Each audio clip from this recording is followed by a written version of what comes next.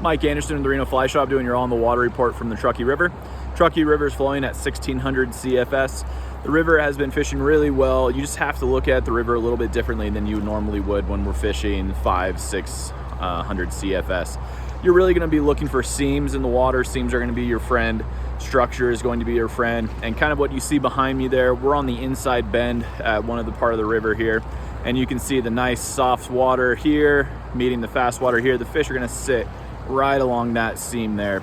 So the fish are going to be in a little bit different spots. They're going to be pushed over to the banks, like I said, inside bank of turns and along the shore, especially if you have a nice rock structure along shore, they're going to be sitting just behind that. As far as flies go, typically when the water's higher like this, I like to keep a little bit more of a brighter fly, something with a little flash, something with a little hot spot, just so that those fish have an easier time seeing it. Anytime that we're in higher water too, a worm, a bead, something that's really going to catch their eye can definitely fish well. Streamers are also a really good option in higher water, as high water kind of reorganizes the structure and how fish sit in the river.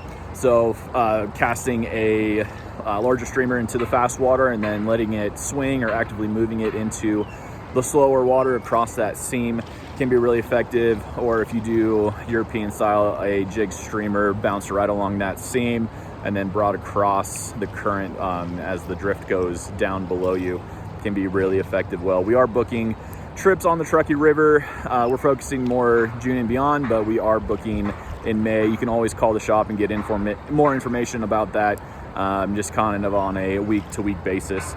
Pyramid Lake, the fish are still chasing each other. They're all pretty shallow still.